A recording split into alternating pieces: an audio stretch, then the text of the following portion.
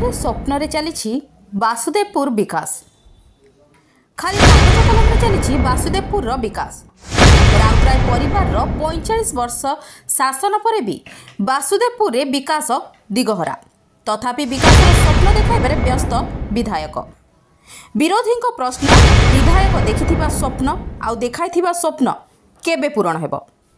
विकासर संख्या कौन खोजी पाउनांती वासुदेवपुरवासी। विकास आउ विनाशर साप सीढ़ी खेल भितर वासुदेवपुरवासी हंतसंत। विकासर नारा दे आउ केते वर्ष निर्वाचनी बैतरणी पार हेबार लक्ष्य रखिछन्ती विधायक बाबू। एथर विरोधी माळ माळ अभियोग रे छंदी होई पड़िबे जीवेनी तो विधायक बाबू। विरोधी प्रश्नर उत्तर रखिले बीजेडी दलर कर्मी। आगामी साधारण निर्वाचन आउ किछि मास बाकी थिबा बेले राज्यर समस्त निर्वाचन मंडली एबे चलचंचल। एही निर्वाचनी उष्मता भितरे वासुदेवपुर निर्वाचन मंडली बाद पड़ी थांता बा केमिति?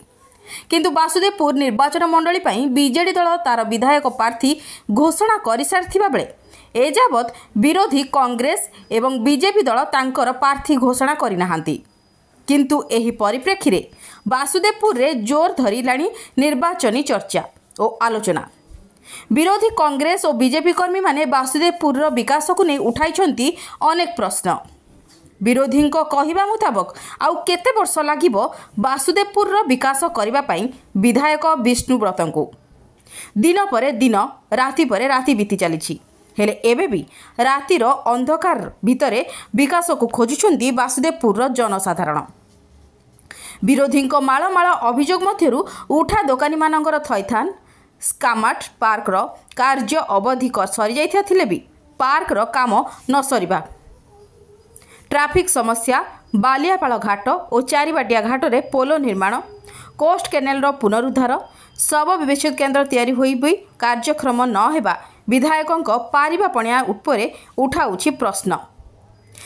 प्रथमे मान्यवर जेजे एही वासुदेवपुर मुख्यमंत्री होइथिले, तांको बापा मंत्री थिले, एबे से विधायक अछंती।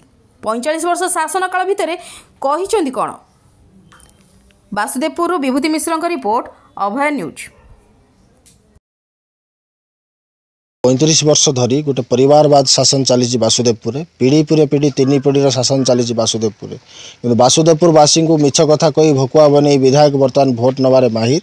आपड़ देखु दीर्घदिन धरी भेड़ावासी स्वप्न, वासुदेवपुरवासी स्वप्न जो चारिआटिया पोल और बालियापाल पोल ताकू बारंबार शुभ दे से भित्तिप्रस्तर भितर स्थगित रखिदौरान। बारंबार निर्वाचन आसिले से पुल करने भित्तिप्रस्तर स्थापन होउची, किंतु निर्वाचन सरला पर से पुल कथा के चिंता करना। ये गला प्रथम कथा। द्वितीय कथा आसबि आपड़ देखुवे 2023 रे जार कार्य अवधि शेष होबार थिबा जो पार्क स्मार्ट पार्क करेंगे बोली विधायक स्वप्न देते से स्मार्ट पार्क काम अधूरा हो पड़ रही। मु बर्तमान ठिया शव व्यवच्छेद केन्द्र आगे। शव व्यवच्छेद केन्द्र देखूँ वासुदेवपुरवासी गोटे स्वप्न। वासुदेवपुरवासी देहांत है वासुदेवपुरवासी बारंबार नहीं जाऊँच भद्रक मेडिकल को शव व्यवच्छेद करने। किंतु वासुदेवपुर शव व्यवच्छेद केन्द्र खोल जाइए सत, किंतु ता चाबी पड़ रही गोटे मात्र शव व्यवच्छेद होती शव व्यवच्छेद होबार ना गंध नहीं। द्वितीय तृतीय कथा आपण पाखक आसबि आपण मैंने देखूँ जो परी भाव में वासुदेवपुर समस्या दिनक दिन उठी चली। उठा दुकानी मैंने परिवार प्रतिपोषण करुले वासुदेवपुर बसी ताकू विच्छेद कर कौन स्थायी समाधान करागला, स्थायी स्थान दिगला ना। चतुर्थ कथा आपण पाखक आसबि विकास डिम डिम पिटुवा विधायक जाणी रखा दरकार। ब्लॉक भितर जो अनियमितता चली गरीब खटिखिया मैंने रेशन कार्ड रु वंचित होउचंती। रेशन कार्ड रु वंचित होई जी विजु जनता दलर शंख चिन्ह पताका धरिबो सी रेशन कार्ड पाइबो, समस्त सरकारी योजना पाइबो। जी शंख चिन्ह पताका न धरिबो साधारण गरीब खटिखिया मैंने रेशन कार्ड रु वंचित होउचंती। पंचम कथा आपण मानकु पाखकु आसीबि दीर्घ वर्ष धरी वासुदेवपुरवासी स्वप्न जो कोस्ट केनाल खनन होबार प्रतिश्रुति देइथिले विधायक महोदय, तांकर बापा तांकर जेजे जो प्रतिश्रुति देइथिले ताहा आज आज्ञा ठप होई रहिछि, कोनोसी ना गंध नाही कोस्ट केनाल खनन रे। पंचम कथा आपण मान पाखक आसबि आपण मैंने देखूँ जो परी भाव में वासुदेवपुर समस्या दिनक दिन घन घन ही चली। आपण मानकर जो 35 वर्ष है 3 पीढ़ी शासन देखी सारा पर भी से बस स्टाण्ड कार्य एपर्यंत ठप हो रही। स्मार्ट बस स्टाण्ड करने विधायक प्रतिश्रुति देते बस स्टाण्ड एपर्यंत समाधान नहीं।